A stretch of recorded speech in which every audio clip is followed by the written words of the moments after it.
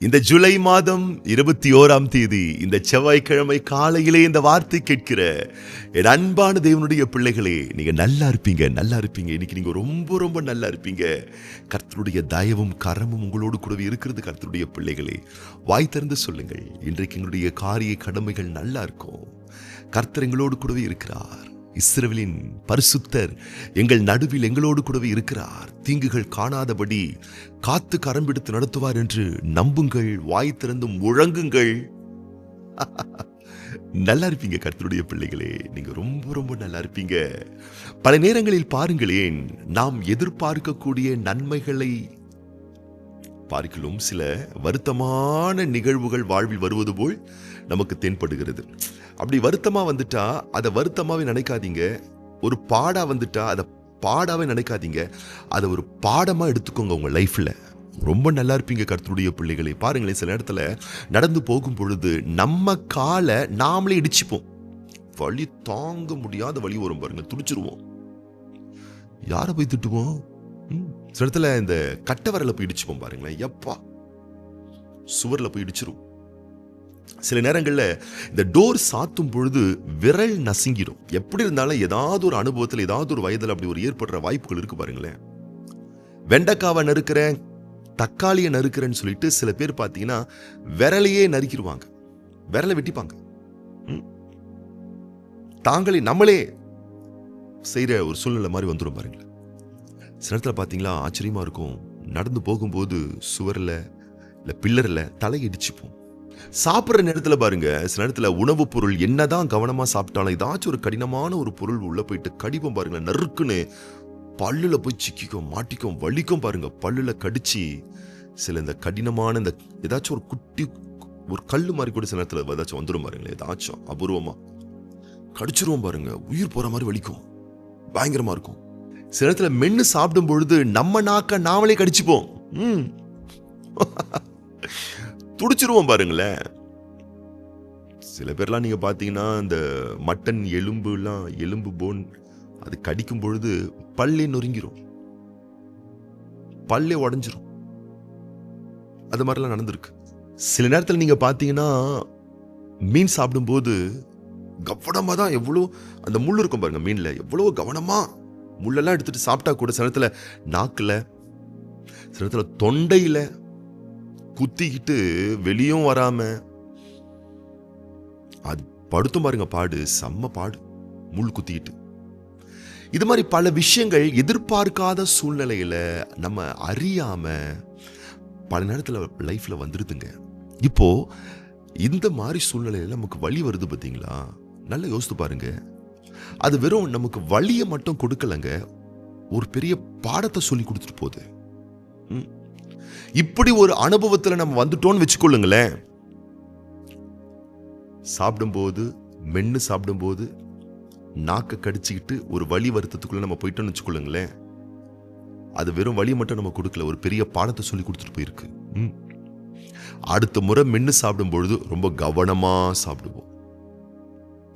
ஒரு முறை மீன் முள்ளு போய் தொண்டையில குத்திக்கிட்டு ரொம்ப கஷ்டத்தை கொடுத்துச்சுல, இனி அடுத்த முறை நம்ம மீனை சாப்பிடும் பொழுது ரொம்ப கவனமா பார்த்து முள் எதுவும் குத்திக்காதபடி கேர்ஃபுல்லா சாப்பிடும். ஒரு முறை நடந்து போகும்போது சுவர்ல காலை முட்டிய கட்டவரில் இடிச்சுக்கிட்டு காயம் வந்துட்டுல, அடுத்த முறை போகும்போது பாருங்க ரொம்ப கவனமா நடந்து போவோம். ஒரு முறை ஒரு இடத்துல தலை இடிச்சுக்கிச்சுல, இனி அந்த இடத்துக்கு நம்ம போகும்போது ரொம்ப கவனமா போவோம். ஒரு முறை ஒரு சூழ்நிலையால், ஒரு காரியத்தால், ஒரு நபரால் ஒரு பாதிப்பு நமக்கு வந்துவிட்டால் அது வெறும் பாதிப்பு என்று மாத்திரம் எண்ணி விடாதீர்கள், வலி என்று மாத்திரம் எண்ணி விடாதீர்கள். அது ஒரு நல்ல அனுபவத்தை, பாடத்தை சொல்லி கொடுத்துட்டு போகுது. வெறும் வலியா மட்டும் நம்ம ஏத்துக்கல, பாடத்தையும் நம்ம ஏத்துக்கிட்டு கவனமா கையாளுறோம். இதுதாங்க லைஃப். கத்துக்கோங்க, தயவு செய்து கத்துக்கோங்க. இன்னைக்கு ஆண்டவர் இந்த நாள் உங்களுக்கு எதுக்கு கொடுத்திருக்காரு தெரியுமா? நீங்க கத்துக்கிறதுக்காகத்தான். நாம் பெற்றுக்கொள்வதிலேயே குறிக்கோளாய் இருக்கிறோம். முதல்ல கற்றுக்கொள்ளுங்கள். ஒரு நபர் மூலம், ஒரு சூழ்நிலையின் மூலம், ஒரு அனுபவத்தின் மூலம், ஒரு காரியத்தின் மூலம் ஒரு வழி வருகிறதா, வேதனை வருகிறதா, கற்றுக்கொள்ளுங்கள். இனிமேல் அதை ரொம்ப கவனமா கையாளுங்க. மறுபடியும் அதே மிஸ்டேக் பண்ணி வாழ்க்கையில சின்ன பின்னமாக்கப்படாதீர்கள். ஆண்டவருடைய வார்த்தை சொல்லுகிறது பாருங்களேன். ஏசாயா தீர்க்கதரிசியின் புஸ்தகம் 50ஆம் அதிகாரம் 4ஆம் வசனம். இளைப்படைந்தவனுக்கு சமயத்திற்கு ஏற்ற வார்த்தையை சொல்ல நான் அறியும்படிக்கு கர்த்தராகிய ஆண்டவர் எனக்கு கல்விமானின் நாவை தந்தருளினார். காலைதோறும் என்னை எழுப்புகிறார். கற்றுக்கொள்ளுகிறவர்களைப் போல நான் கேட்கும்படி என் செவியை கவனிக்க செய்கிறார். ஆண்டவர் என்ன செய்யறாராம் பாக்குறீங்களா? வசனத்துல பக்தன் சொல்லுகிறார், கற்றுக்கொள்ளுகிறவர்களைப் போல நான் கேட்கும்படி என் செவியை கவனிக்க செய்கிறார். கவனிங்க. சில உறவுகளோடு பழகும் பொழுது கவனிங்க. சில சூழ்நிலைகளை நீங்க பாதையில போகும்போது கொஞ்சம் கவனிங்க. ஏன் இந்த பிரச்சனை வந்துச்சு? ஏன் இந்த சிக்கல் வந்துச்சு? என் கவனக்குறைவுனால, புத்தீனமா நான் செஞ்சதுனால, பின் விளைவுகளை யோசிக்காம நான் செஞ்சதுனால, இனிமேல் நான் அதை செய்யக்கூடாதுன்னு சொல்லி கவனிச்சு ஒரு பாடத்தை, ஒரு லெசனை நாம கத்துக்கொள்ளணும். அடுத்த வசனம் பாருங்க. பக்தன் இவனமாய் சொல்லுகிறார். ஏசாயா 50:5 பாருங்க. கர்த்தராகிய ஆண்டவர் என் செவியை திறந்தார். நான் எதிர்க்கவும் இல்லை, நான் பின்வாங்கவும் இல்லை. பார்த்தீங்களா? ஏன் ஆண்டவரே இப்படிலாம் எனக்கு நடக்குது கூடாதுன்னு சொல்லி நான் எதிர்ப்பும் தெரிவிக்கல.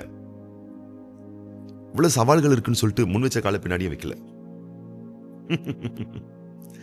வாழ்வில் வரக்கூடிய அனுபவங்களில் அது உங்களுக்கு தரக்கூடிய வழியா பார்க்காதீங்க. பாடமா பாருங்க, ஒரு அனுபவமா பாருங்க, ஒரு லெசனா பாருங்க. செஞ்ச மிஸ்டேக்கை மறுபடியும் செய்யாதீங்க, சரிப்படுத்திக் கொள்ளுங்க. இனிமேல் அடி உங்களுக்கு அதிகமா இருக்காது, வலி அதிகமா இருக்காது, கஷ்டம் ரொம்ப அதிகமா இருக்காது, காயம் ரொம்ப அதிகமா இருக்காது.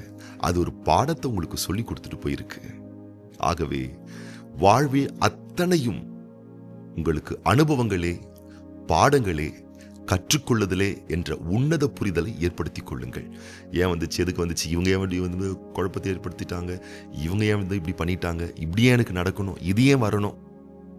அனுபவம் வந்திருக்கு, ஒரு பாடம் வந்திருக்கு. நான் கற்றுக்கொள்வதற்கு கர்த்தர் ஒரு பாடத்தை எனக்கு சொல்லிக் கொடுத்திருக்கிறாரு. நான் கவனமாய் கற்றுக்கொண்டு அதை ஏற்றுக்கொண்டு நான் அதை எதிர்ப்பு தெரிவிக்காமல் என் வாழ்வை நான் சரிப்படுத்திக் கொள்ளும் பொழுது நான் நல்லா இருப்பேன். நாம நல்லா இருப்போம். இன்னைக்கு நம்ம ரொம்ப ரொம்ப நல்லா இருப்போம். நீங்க ரொம்ப ரொம்ப நல்லா இருப்பீங்க. கர்த்தருடைய பிள்ளைகளே, தேவனுடைய வார்த்தை இவ்வளவு வாஞ்சியோடு, ஆர்வத்தோடு, தாகத்தோடு கேட்கக்கூடிய உங்கள் செவிகளும் உள்ளங்களும் நல்வாழ்வுகளும் ஆசீர்வதிக்கப்பட்டிருப்பதாக என்று சொல்லி கர்த்தருடைய நாமத்தினாலே மனதார நாங்கள் உங்களை வாழ்த்துகிறோம், ஆசீர்வதிக்கிறோம். விசேஷமாக இன்றைக்கு பிறந்த நாள் காண்கின்ற நம்முடைய அன்பு சகோதரர் பி. டில்லி பாபு, இன்னைக்கு திருமண நாள் காண்கின்ற நம்முடைய அன்பு சகோதரர் ஜெரின் சாமுவேல், சிஸ்டர் பெலிஷியா ஜெமிமா தம்பதியார், அவங்க இன்னைக்கு திருமண நாள் காண்கின்றார்கள். அவங்களுக்காக நம்ம ஜெபம் பண்ண போறோம். கண்களை மூடி நம்ம ஜெபம் பண்ணலாமா? எங்கள் அன்பின் பரிசுத்தமுள்ள தூய தகப்பனே, திருக்குமாரன் இயேசு கிறிஸ்துவின் நாமத்தினாலே சமூகத்தில் வருகின்றோம். இந்த ஜூலை மாதம் 21ஆம் தேதி செவ்வாய்க்கிழமை இந்த காலையில் இந்த வார்த்தை கேட்கிற ஒவ்வொரு பிள்ளைகளையும் வலக்கரம் நீட்டி தொட்டு நீர் தாமே ஆசீர்வதிப்பீராக.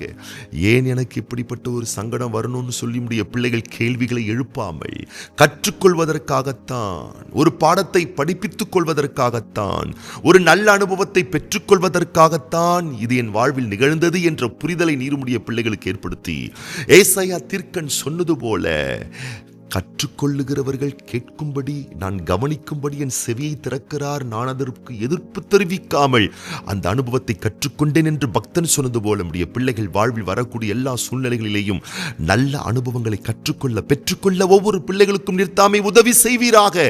இன்றைய நம்முடைய பிள்ளைகளுடைய காரிய கடமைகள், திட்ட தீர்மானங்கள் கர்த்தருடைய நாமத்தினாலே ஆசீர்வதிக்கப்படுவதாக. இன்றைக்கு பிறந்தநாள் காண்கின்ற, திருமண ஆண்டுகள் காண்கின்ற ஒவ்வொரு பேரன்பான சகோதரர்கள் சகோதரிகளையும் தேவனே உம்முடைய வல்ல நல்ல சிநேக பிரிய பாச நாமத்தினால நாங்க வாழ்த்துறோம், ஆசீர்வதிக்கிறோம், நேசமுள்ள கரத்தில் ஒப்புக் கொடுக்கிறோம். வேதனை இல்லாத ஆசீர்களை நீர் உம்முடைய பிள்ளைகள் வாழ்வில் ஐஸ்வர்ய வளன்களாக தந்து இந்த விசேஷமான நாளுக்குரிய உச்சிதங்களை உம்முடைய பிள்ளைகள் அனுபவிக்கும்படி கர்த்தர் செய்து வருகை வரும் மட்டும் இதுபோல் இன்னும் அநேக சந்தோஷமான ஆனந்தமான ஆண்டுகளை உம்முடைய பிள்ளைகள் காண வேண்டும் என மனதார வாழ்த்தி ஆசீர்வதித்து இயேசு கிறிஸ்துவின் ஆசீர்வதிக்கப்பட்ட நாமத்தினாலே ஜெபிக்கிறோம் எங்கள் நல்ல பிதாவே, ஆமீன்.